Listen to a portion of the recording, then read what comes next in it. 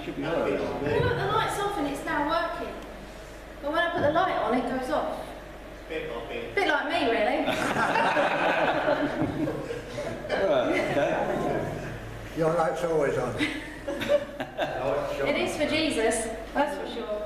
Wow, I just want to say a massive big thank you to Steve for that amazing time of worship. I don't think any of us can actually realise, I don't think the people in Rushden realise that we have the best in-house player. Amen. Amen. And no, when it was New Year's Eve and I'm rusty. I'm just a bit rusty. it's fine, you can be rusty. Well, on New Year's Eve, we were down here celebrating the New Year in, and the music was coming from the front on some kind of machinery thingy, and it was good, but it wasn't that good. And then suddenly the music changed to this beautiful keyboardy player, and it was none other than Steve playing through their machinery. But as soon as you started, I knew it was your music. But even better than that, you missed a treat because then Steve got up and played, which was even better. The real thing was there. So I just want to thank God. I'll be thanking a lot of people tonight, so watch out. Okay, our reading tonight comes from Joshua chapter 1 and the first few verses. Verse 11.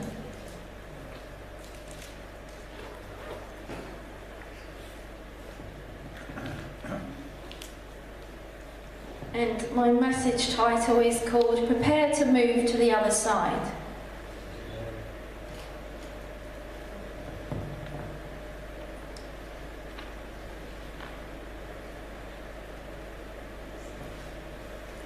Joshua installed as leader.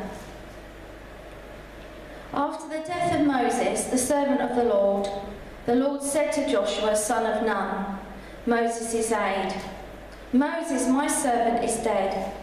Now then, you and all these people get ready to cross the Jordan River into the land I'm about to give to them, to the Israelites.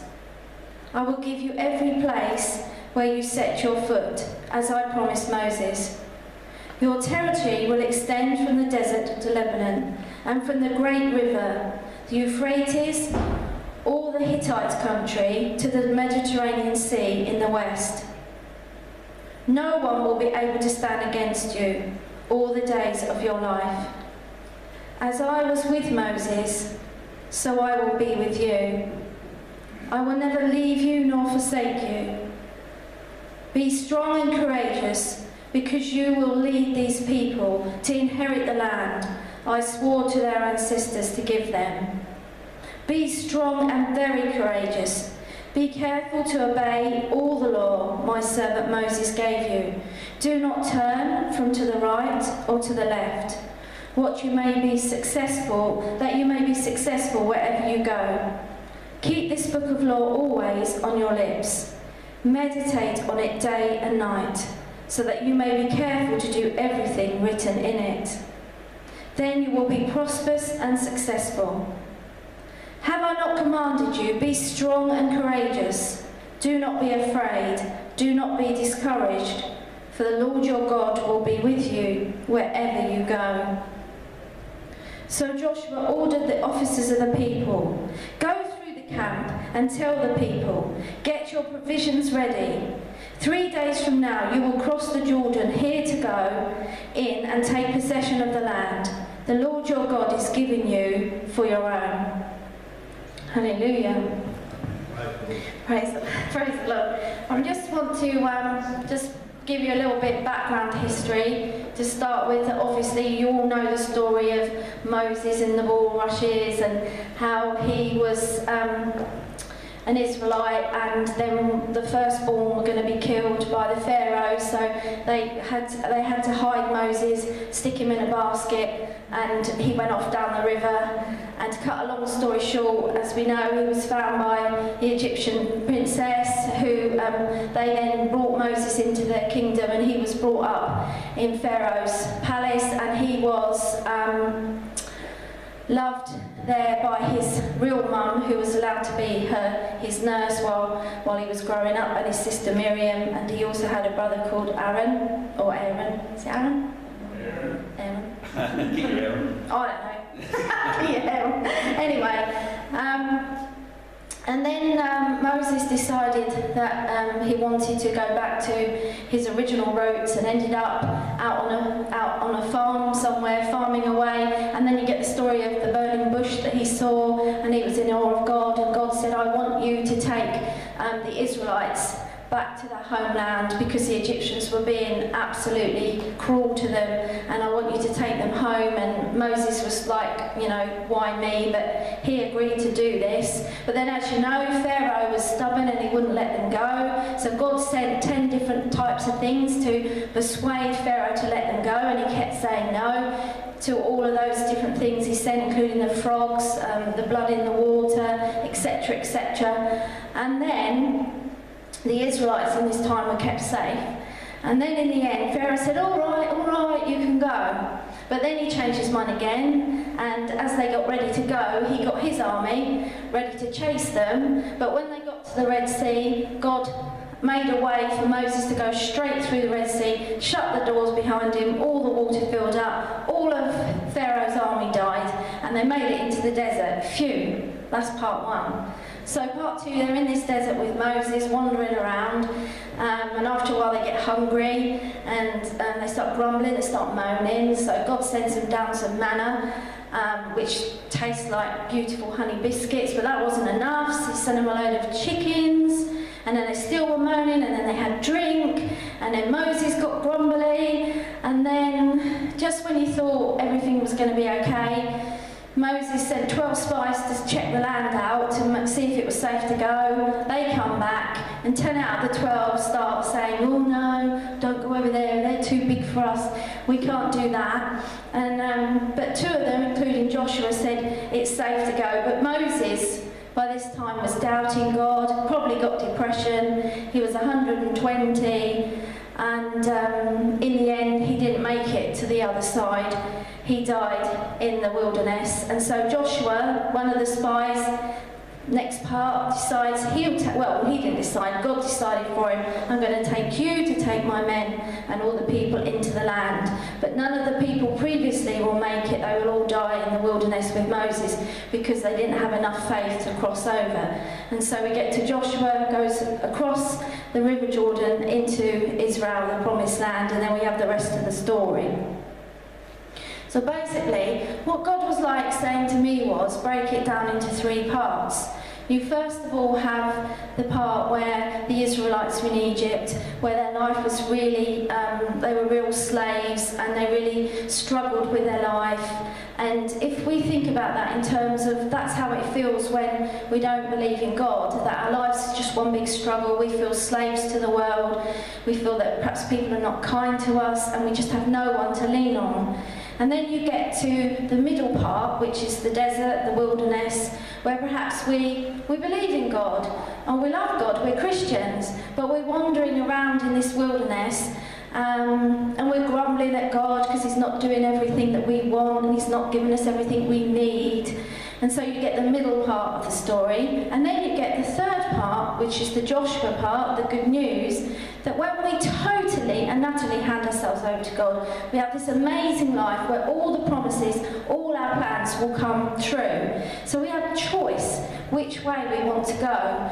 And I just want to encourage you this morning, I'm doing it now.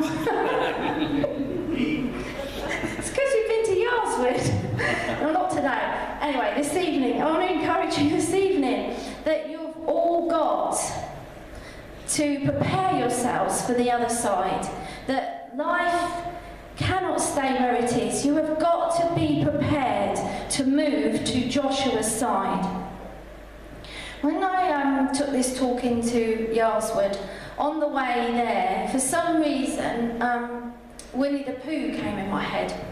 And I was like, no, I don't want to talk about Winnie the Pooh in Yarswood. But I really felt that God was saying to me, I want you to use Winnie the Pooh as an illustration in Yarswood. So I tried to put it to the back of my mind, but it kept coming forward. So I'm going to share a bit of it with you tonight because it does fit in with the story. As you know, in Winnie the Pooh there are many different characters. So, and I've added a couple of characters now. But first of all, let's go with Winnie the Pooh. As you know, Winnie the Pooh, it likes honey. And so he could have been the one sitting in the wilderness eating all the manna. But if you sit and eat manna all day and you don't move, all you'll do is get fat. And then you'll be no good to anyone. You'll be happy because you're full up, but that's about all you'll be. And there are many Christians in that situation. They may read the word, they may pray, but if you don't put any of that into action, you will always stay a Pooh Bear, happy, full up, but nowhere to go. And then there are the piglets of the world. There are plenty of piglets in this world, trust me. They are the ones, especially Christians, who feel they're insignificant. They're so small, and I don't mean in height, I mean inside. They feel so unworthy. They feel that they're no good, that they can't do enough because they are just small little piglets. And they follow Winnie the Pooh round, and they just wander about. And then you get, I do love this character, but it is a bit depressing. Then you get the Eeyores of the world. And again, there are Christians that, oh well, maybe God will answer my prayer tomorrow. Maybe God will answer my prayer next week. Maybe he'll never answer my prayer, but never mind, I'll still follow him. So there are plenty of Eeyores around who believe in God, but don't quite believe that he's ever going to do what they have in their hearts, or they just don't think he's ever going to answer their prayers. So there are the Eeyores. And then another character I thought of was, there are rabbits. And there are plenty of rabbits in this world. And what do rabbits do? They store up their carrots. And they store up their carrots, and they store up their carrots. And you can't store up your treasures on earth, because however many carrots you store up, that is never going to help you in the next life. You need to start sharing those carrots with other people. You've got to get out there and give your carrots away in the way that we've been giving those gifts and that to people. Do not store your treasures up on this life. You can't take your carrots with you, or anything else for that matter. So use them wisely. Which leads me on to the wise owl, who was wise. Okay, he could spell better than Winnie the Pooh and Piglet. And the wise owl, he was wise, but again, he just flew around giving out a bit of wisdom and then flew back to the tree. And this reminded me of the people that know the Bible so well and have all of this knowledge in their head, and they're great at fixing people that can't remember where the verses are. But unless you use that knowledge in your head, it's not going anywhere. You've got to take that knowledge out to the world. Tell everybody that you meet that you know, when you're at the bus stop, when you're at work, as I've always said, the great evangelist in me says, if you've got the Bible in your heart, then share it. God's given you that gift, then use it.